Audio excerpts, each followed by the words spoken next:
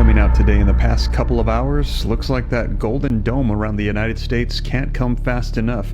Now take a look. Over the weekend we saw Russia's massive nuclear arsenal in the Arctic is now pointed at the United States. And take a look at the headlines coming out today. Trump describes Russia's new cruise missile test as not appropriate. We're hearing that Russia has done a massive nuclear missile test as their missiles in the Arctic are pointed towards the United States. U.S. President says Vladimir Putin should focus on ending the war with Ukraine rather than testing his missiles. Trump issues a chilling warning to Putin after Russia tests new invincible nuclear missile. You can see this coming out just a couple of hours ago, earlier this morning. Ukraine, Russia, war latest. Trump warns Putin, "We have a nuclear submarine off of your shore," after his cruise missile test. So the United States issuing a nuclear threat right back at Russia. Now, in addition to that, Trump warns Russia, U.S. has the world's greatest nuclear submarine right off of your shores. Now, after Russia's Skyfall missile test, Trump says the U.S. has a nuclear submarine right off their shore. Another headline coming out today. And take a look at this as well. Russia, today, we are hearing, has withdrawn from the U.S. deal to dispose of plutonium for thousands of warheads. Russia is saying, we're going to use whatever materials we want for whatever nuclear warheads we want. We are backing out of this deal.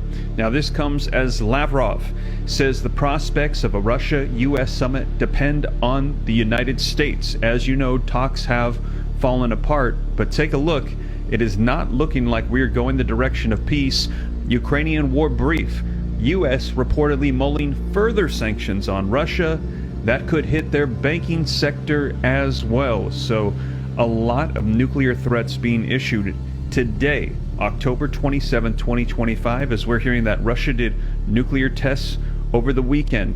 We're hearing that there are threats from the United States saying you should be focusing on ending the war, not testing your nukes. And just remember, we have U.S. nuclear submarines along the coast of Russia, and we're hearing that Russia is saying if you want an agreement, you need to remember that Russia has the power here. United States saying, no, you do not.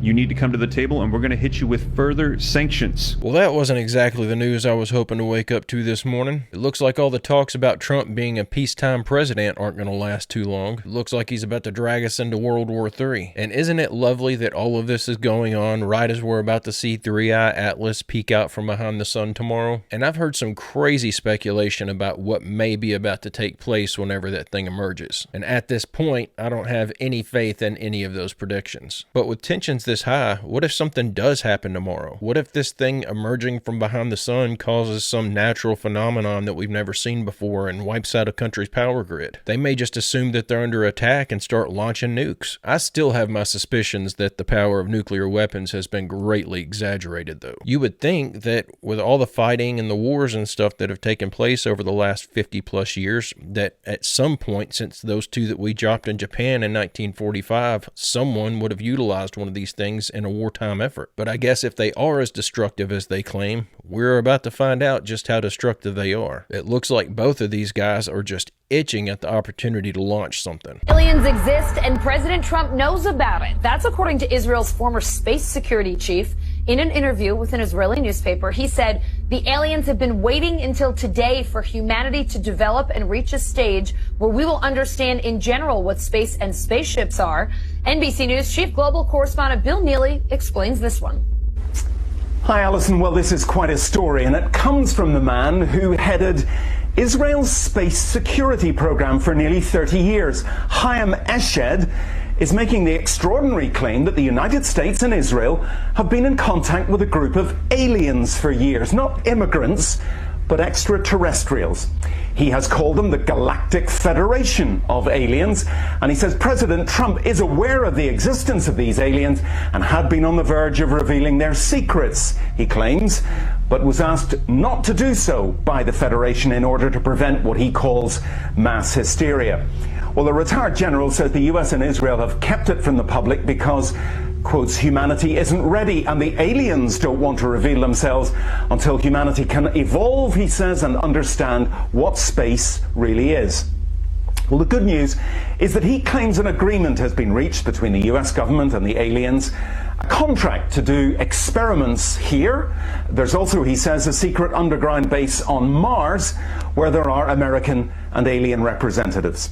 So we're about to kick off World War III, and that's the point in time that the aliens decide humans are ready to learn of their existence. That doesn't make any sense at all. It looks more to me like things are starting to reach a fever pitch, and they need to get this false flag alien invasion thing off the ground before everyone's focused on another world war. And maybe I'm wrong, and maybe this thing's just a giant floating space rock that everyone's freaking out over for no reason. But I can't help but to wonder if maybe they've got Project Bluebeam pointed toward the stars. Maybe that's what everyone's seeing out there. I'm certain that everything that we've been able to uncover about Project Bluebeam is not the full story. Maybe this was the plan all along. Maybe not to make it look like something was floating in our atmosphere, because they can do that for real. But maybe the plan has always been to make it appear that something is headed toward us from outside of our solar system. What do y'all think? I just know I'm excited to see all the updates tomorrow when this thing pulls out from behind the sun. Things are really about to get interesting. Hey, don't forget to hit like and subscribe if you haven't already, and don't forget to drop your theories and your comments in the comment section down below.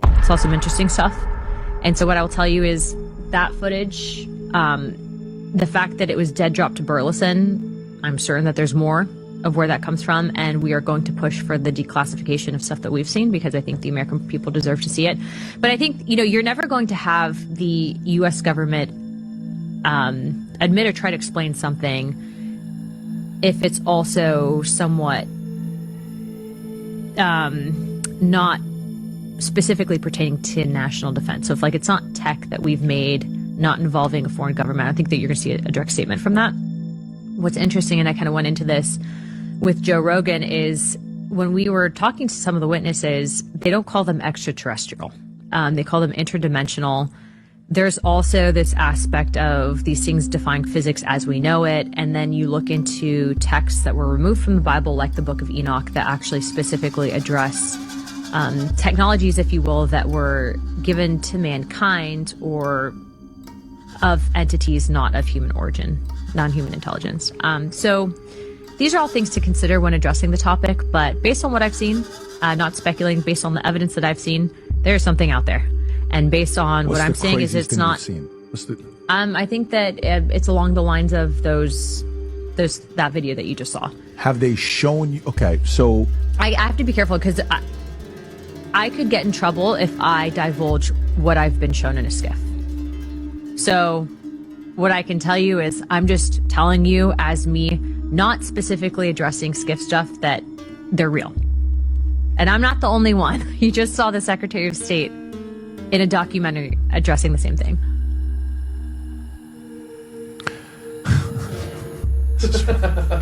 I know it's a mind loop, right? But Pinellas County, where I specifically represent, there's actually a high number of these reported sightings. But it's not just there. A lot of the members on the task force or that gavel into this, first of all, it's bipartisan and bicameral. We've had pretty much everyone's circulated at one point, right, through task questions and whatnot. But members in Alaska, the member of Alaska specifically has a lot of reports of this. People that, represent these areas, when you get calls to the office, I've seen a lot of kooky stuff too that I know it's crazy, provably false. That's AI, CGI, whatever. But then you have the stuff that you can't explain. And then you have the attacks on the witnesses that come forward to testify, which if it wasn't real, why would you try to be discrediting someone? Why is the Department of the VA leaking people's records to the press if it's not real, right? It's like if if you're being told not to look under that rock, you might look under the rock. And so that actually happened to David Grush when he came forward to testify, is his medical records were leaked to the press. I find it really interesting that while she's essentially telling us that she's gotten personal confirmation that aliens do exist, she brings up the Book of Enoch. And she also brings up a very good point about the constant attempt at discrediting whistleblowers. But it seems like every direction you turn in nowadays, there's another politician fueling this idea that there are aliens living among us. And pretty much everything the government says is just an effort to sway public opinion on something. There's just some narrative they want us to buy into. For decades, it was taboo to even bring up the idea of aliens. Now, Nearly every politician is telling us that they know they're real, they just can't tell us how they know. But with all the moves they're making to push us into a one-world government right now, I can't help but to be a little suspicious that all of this alien talk is just another piece of that agenda. It's already been said out loud a couple dozen times throughout the past that in order to get this entire world to unite, it would take some outside threat from an alien invader. But until I see some cold hard evidence, basically until one of these things lands in my front yard and proves to me that they exist, I'm going to assume that this is all either narrative or an agenda, or lies to cover up the fallen angels. So one of the biggest stories of this century is that Europe is falling apart. Many continue to deny this is happening, but here are 5 indisputable facts to prove it. Number 1, Mississippi is now wealthier than Europe's top economies. So America's poorest state now has a higher per capita GDP than the big 5 economies of Europe. We're talking UK, Germany, France, Italy, and Spain. Number 2, European spending power is collapsing. The disposable income for the average American is now 80% higher than the average UK or French citizen, and about 50% higher than the average German. Number 3, European companies have stagnated. So Nvidia alone is worth more than every company on the UK stock market combined. Number 4, Europe has the lowest fertility rate of any continent. So all those generous social welfare programs that Europe is famous for, they're all going to collapse because there are going to be way more seniors taking from the system than there are young people paying into it. But there is one way for Europe to get out of this mess, and that's through the potential productivity gains of new tech like AI and robotics. But sadly, and this brings us to number 5, Europe is not competitive in any of these areas. There are no European AI leaders, no chip makers, no rocket companies, no social media giants, no relevant players in space technology, drones, battery storage, crypto and blockchain, robots. These people don't even have air conditioning.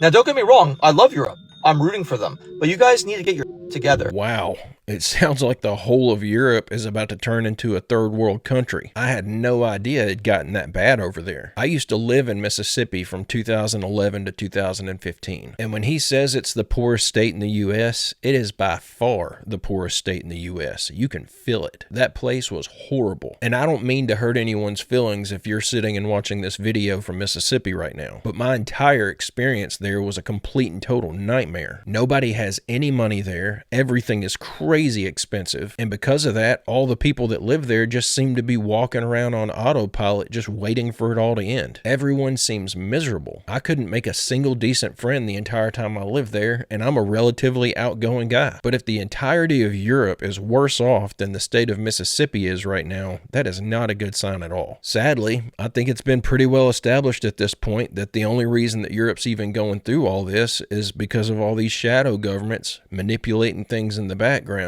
They've decided to completely destroy their economies with mass migration and rampant government overspending. If everyone there is too poor to survive on their own, they'll have no choice but to sign up for this digital ID and get help from Big Daddy government. This was clearly all done by design. The best way for 2 people to keep a secret is if one of them is dead. This is how to completely erase yourself from the internet in 5 steps. In 2017, I was swatted. Major commotion this morning. Police storming Whispering Oaks Lane. An anonymous call was placed to my local law enforcement that I had murdered people and was holding others hostage. And it was after this that I decided I was going to spend the time to figure out how to disappear. There are 5 steps to completely erasing yourself from the internet. I felt like I needed to get to stage 4, and that gave me a level of comfort so that I could sleep peacefully at night. Can you disappear from the internet? What are the trade-offs? That's what we're going to talk about today. Step 1. Installing ad blockers on your devices is one of the lowest hanging fruits that you can accomplish in order to decrease corporate surveillance. The big 2 companies are extracting $700 per year from your information. It can cost you $100,000 over your lifetime. Ad blockers are not so much about stopping the annoyances of people trying to sell you things on their websites. Rather, it's about a deeper underlying problem, the corporate surveillance machine that is building a profile on you and using that to discriminate against you. Digital discrimination is what happens when corporations employ various tactics to surveil you and build profiles about you For example, if they catch you using higher-end luxury computing equipment, they may jack up the prices on you. The internet is highly booby-trapped. It's not just about which websites you go to, it's also how you interact with a number of different internet services. For example, are you searching for health-related questions? All of these things can be factored into your profile. What do you lose? Well, you'll probably find that some of the services that you deal with simply don't operate quite as well when the ads are blocked, and this may in fact completely break some of those websites. Each of you will have to decide what level of trade-off between convenience and privacy you're willing to achieve. But you don't have to go all the way all at once. You can start at step 1, see how that goes, and if you want to bite off more, you can always do so later. I came across this and just thought it was something that needed to be shared. I put a link to the full video in my video's description so that everyone could check out the other 4 steps. But this is something that's been on my mind a lot lately. If we had never allowed our personal data to be collected to the degree that we have, they would have never even had a chance at pulling off this digital ID scheme. But if we could all start keeping our personal information a little more guarded, then maybe we could stop this before it gets too far out of hand. Regardless, knowing my audience, I assume that all of you would be just as interested in this as I am. I'm certain this is something we'd all like to do, to take back control of our anonymity online. And there are some really good tips in the full-length video. Again, it's in the description. Hello, I'm Dr. Gregory Rogers. I used to be a flight surgeon for the United States Air Force and for NASA, Chief of Aerospace Medicine at Cape Canaveral Air Force Station. One thing that I would like to address right now is that there are so many stories and competing stories about what all is going on with 3i Atlas. So I want to add my 2 bits to it. I don't want to focus on all of the different strange anomalous things that so many other people have brought up, especially Dr. Avi Loeb, but I want to discuss just the chemistry. When I worked with the space program, I knew about the chemistry of the space shuttle, the deep space satellites we were sending out, the Hubble Space Telescope, even the chemistry of Voyager 1 and Voyager 2 are well known. One of the characteristics of our spacecraft is that they have nickel alloys that they are made of. And the reason we chose to make these alloys useful for our spacecraft is because they are so adaptable to the space environment. Iron, on the other hand, is not. So we don't put iron into any of our spacecraft. Well, when we study the chemistry of 3i Atlas, one of the things that we see is that there's no iron there appreciably. But there are nickel alloys that are very similar to the nickel alloys that we use in our spacecraft. When the universe creates iron, it also creates nickel. And when it creates nickel, it creates iron. And so they are always found together. If you look in any asteroids, comets, interplanetary devices, or even the planets themselves, you're always going to see iron and nickel at the same time. We as humans have to go through a strong manufacturing process to separate the nickel from the iron. And then once we have the nickel separated, we can use special processes to create the nickel alloys that we use in our spacecraft. Well, when we study the 3i Atlas, we're seeing the same kind of nickel alloys that our spacecraft would give off if they were entering the solar system of some distant star and an intelligent life form there was monitoring our spacecraft. They would see these same kind of nickel alloys being given off by our Voyager 1 and Voyager 2 spacecraft. So when we see these kinds of things and people continue to say, oh, it's just a comet, it's a natural comet, except that it's not doing natural things.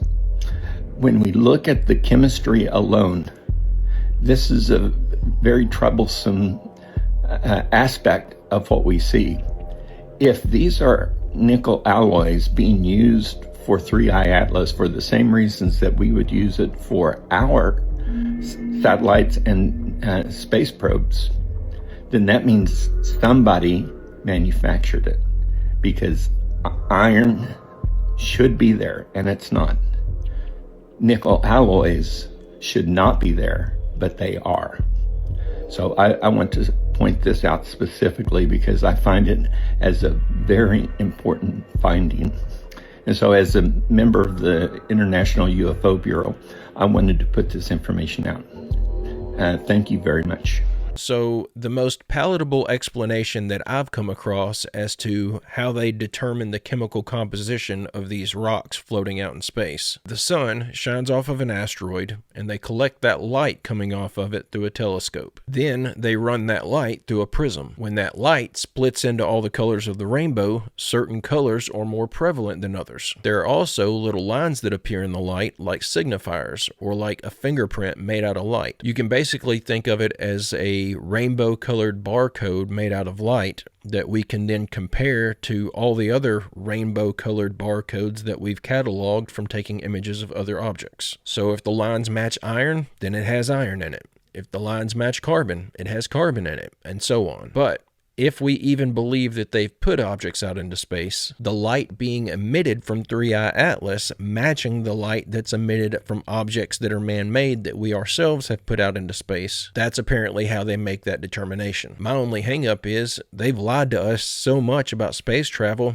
I'm not even convinced that they've got the reference images for them to figure this out. What do y'all think? Okay, this is a weird one. A pharmaceutical company that's trialing a new groundbreaking age reversal pill had such good results that the local news wanted to run a story on them. But before they even could publish the video, the chairman and CEO died. You see, 6 months ago, this 12-year-old German Shepherd was near death. He had terminal cancer, was operated on, and his prognosis wasn't looking good. The dog's caretaker knew that an age reversal trial was being conducted on dogs, and so she asked if Zeus could be a part of it due to his dire situation. The pill's aim is to lengthen telomere caps on human stem cells, because as part of the aging process, our telomeres shorten, which increases the chance of age-related diseases and, of course, death. If you can increase telomeres, you can reproduce stem cells and keep repairing things so that you can get literally younger. They said that in their drugs, preclinical data from a previous in vitro human cell study, it showed that the medication lengthened telomeres by almost 200%. Zeus was granted access to the medication in April, and his caretaker said that she saw results almost immediately. He's doing marvelously. He goes out to our pool and he swims and he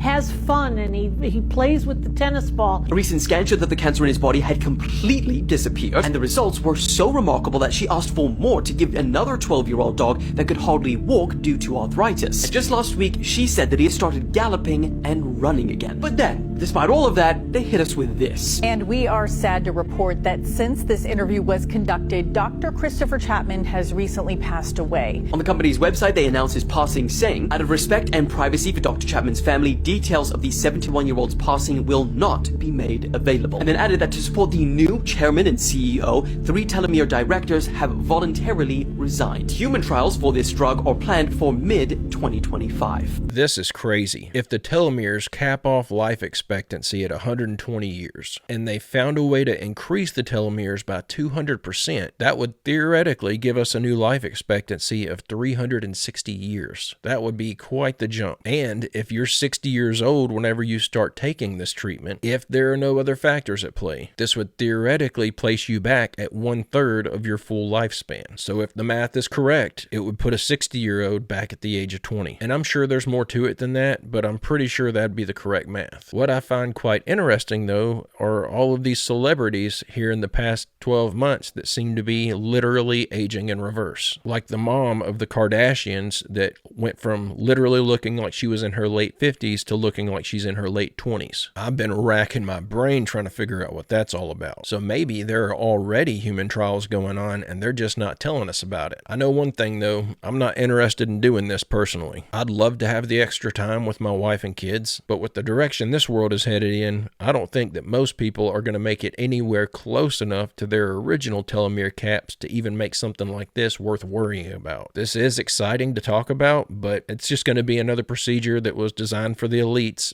for them to use to prolong their lives after they get rid of the majority of us. Never seen that before. It's an unusual sight because base jumping in national parks is illegal.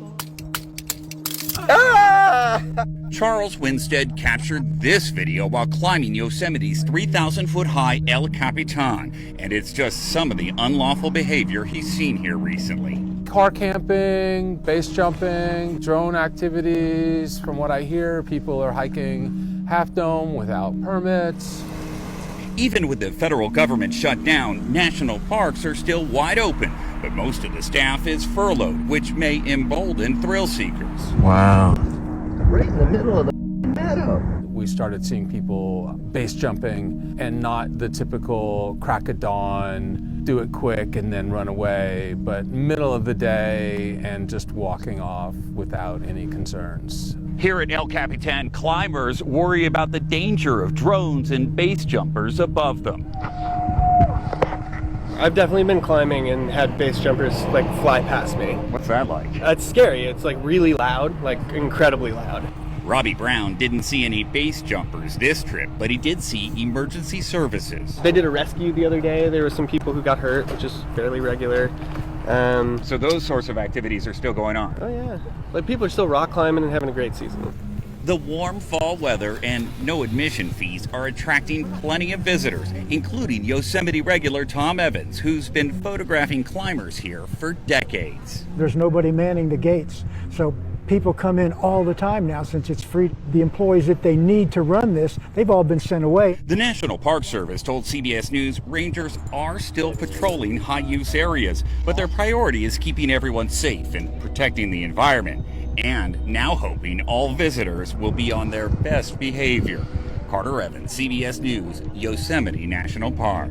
I just wanted to put this in here to point it out to anyone who was currently unaware. Most of these off-limits areas are unmanned at the moment, and I'm not telling anyone to do anything illegal, but if there was ever a good time for someone to fly a drone through some of these off-limits areas in the Grand Canyon where we're pretty much certain that they're hiding stuff from us, I would say this is certainly it. I'm hoping some of these places start showing up on YouTube. If just one person could get a good video of the opening to a cave with some Egyptian statues next to it or something, that would probably be enough proof to get a mass of people in an uproar about them hiding our history. Just food for thought for everyone. I sure wish it wasn't such a long drive for me to get there. I'd go buy a drone today. But guys and gals, I'm gonna go ahead and end the video right there. I hope you enjoyed these clips we watched together today. God willing, I'll be back tomorrow with another one. I hope you come back to join me. Don't forget to leave a like and subscribe if you haven't already, and don't forget to drop your theories and your comments in the comment section down below. But guys and gals, I hope everyone has a great, safe, fantastic rest of your day, and I will see you all tomorrow.